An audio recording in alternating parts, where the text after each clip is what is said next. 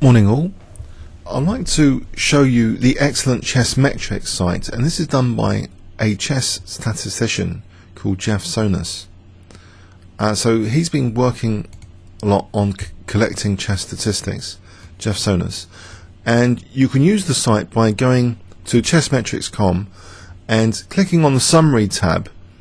That's what he encourages, and what you get is, in our era of time, from 1935 to 36, for example, we can see the strongest players of the time. And you can have a larger time span which goes in both directions actually. So our attention has been focused a lot around this time on Alexander Alekhine and Max Euwe. And in fact, of course, coming up we need to look at the rematch in 1937 between these two. But we don't want to miss any players out. What were their impact on style? Is it all to do with Alekhine? Do we all want to aspire to be Alekhine in style? His style was very, very deep, very complex. Maybe there's quieter styles. Salo Floor, for example, we haven't heard much of so far. And then there was the rise of Mikhail Botvinnik even at this time, Samuel Reshevsky. Okay, this is 1935 to 36, so these players started coming in. So let's look at a 3-year period now, and we see 1934 to 1937.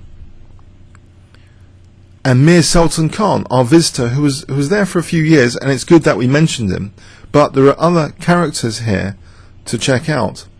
So what he's done is give them a fictional FIDE rating. So for example, we can click on the player and we can see that in the Prague Olympiad, which we've covered a few games, Mir Sultan Khan got a rating performance of 2713 because he scored 7.5 out of 11 versus 2631 rated opposition.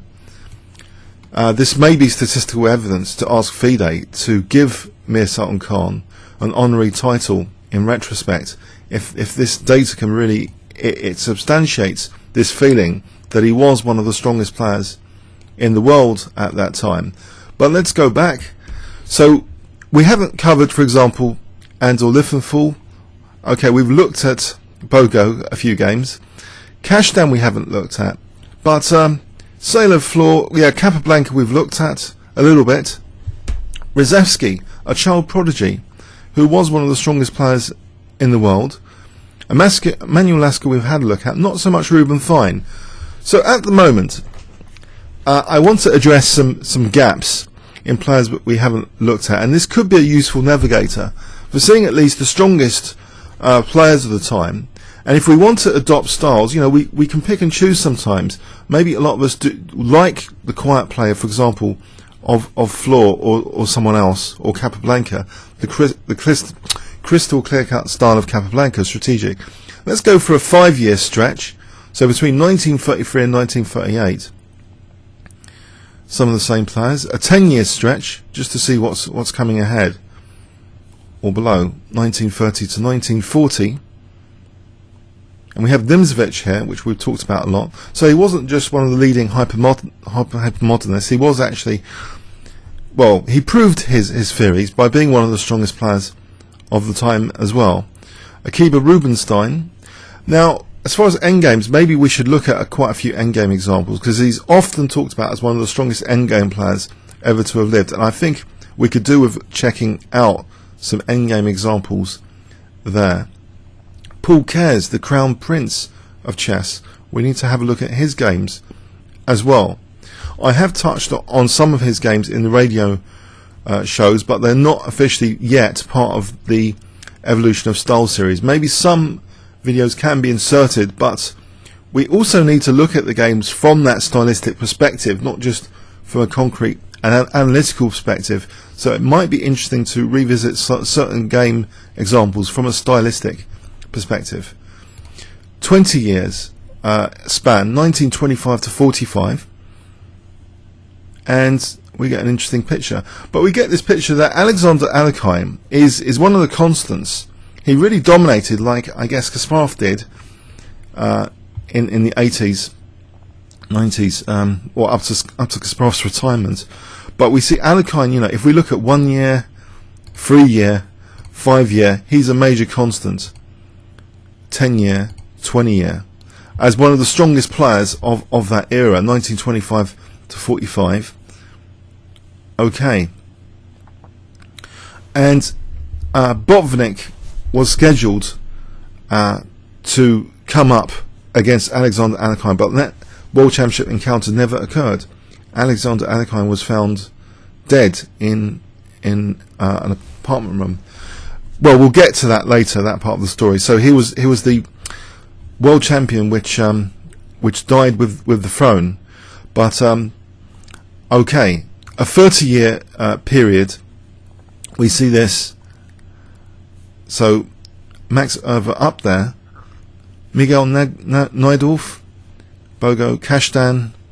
So interesting players which we really should try and cover comprehensively, because these were the strongest players of the eras. Now we can do a more simplistic approach. Instead of going in both directions, we can use the combo box here, 1 year span, and let's just go chronologically from, say, 1930. So 1930, in 1930 these were the players, and then can we just if we just 1929 to 31, 30 to 30, okay, 29 to 31. Right, we can use the combo box here to say 1930 to 1932, and we have like Rudolph Spillman, for example, Milan Vidmar. So this narrow window, just going sequentially, will also pick up some very interesting players which we might want to check out from a stylistic perspective. There are various reasons for doing so. For each of these players, really, they bring something different through the distinctive personalities that they have. It affects the style of chess. We're not playing like we're machines. We're not arriving at the same conclusions through this brute force. So all of these different personalities, they had different styles of chess, and that's no coincidence. I think the personality of a player does dictate what sort of positions they're comfortable in dealing with, what sort of problems they would like to have at the board. It just so happens that Alexander Alekhine, he had this hugely rich imagination, but does that mean we look at Alexander Alekhine in middle game books and hold him up because he had the most effective style? Maybe, often we want to pick someone that fits our own stylistic tendencies.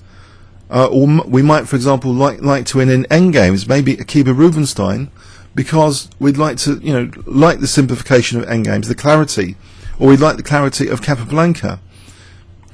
Okay, so 1930 to 32, 1931 to 33, if we go just forward sequentially, so 1931 to 33, it's a very interesting site, and I urge everyone on this series to check this chessmetrics.com site out, and start prompting players, because I really would like quite a comprehensive view of the evolution of style, and I really don't want to miss out key figures, but we can always revisit historically. We don't have to go necessarily in a strict chronological order.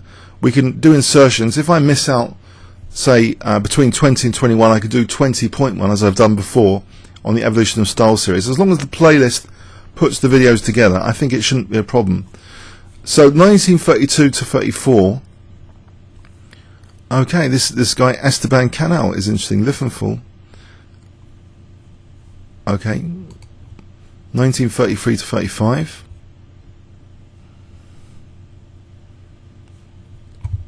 And you might say, who Canal? So let's just go back there. 1932 to 34. Who is Esteban Canal? Why is he up there? Highest rating 2675, best individual performance 2689 in Budapest 1933. So he scored 105 out of 5 versus 2526 opposition. We can look at event details, maybe, and get the actual nitty-gritty event details, which backs up these statistics. So this is an amazing site for assessing the players at the time, really. Fantastic work by Jeff Sonas, So let's see, 1933 to 35. We get some of the usual suspects. So Liverpool, for example, 2751 in the Moscow Championship of 1940, scored 13 out of 18. What an incredible performance. Let's have a quick look at that.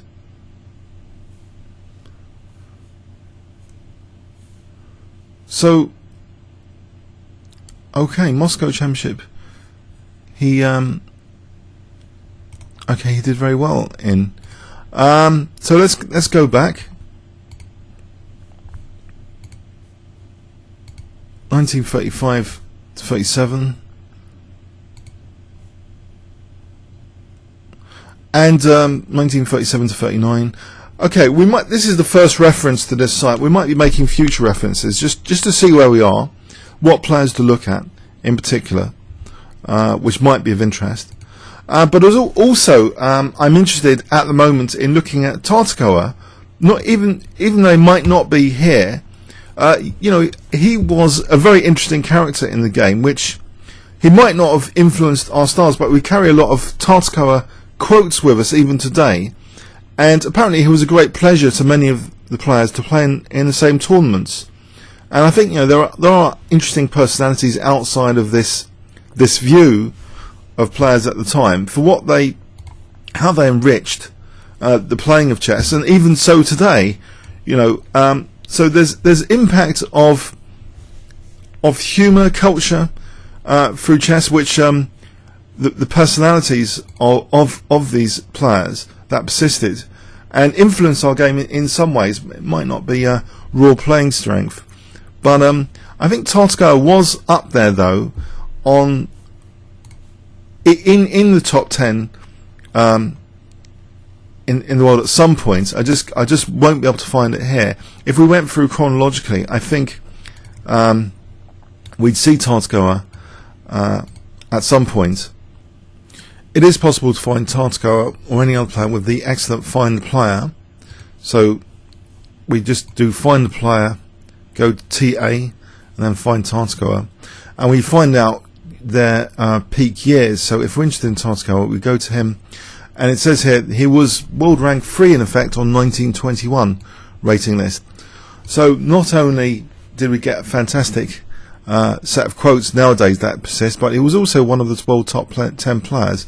We can even go to that. We can click on 1921 and see that he was ranked quite highly there. So in 1921 rating list, he was here. Okay, so it's very interesting stuff. Highest rating on the 1921 rating list. Okay, but anyway, I hope you enjoy exploring this site yourself. And yes, there are definitely a lot of personalities we need to visit, I think, before perhaps touching on the rematch between Alekhine and Max Erver. Okay, comments or questions on YouTube? Thanks very much.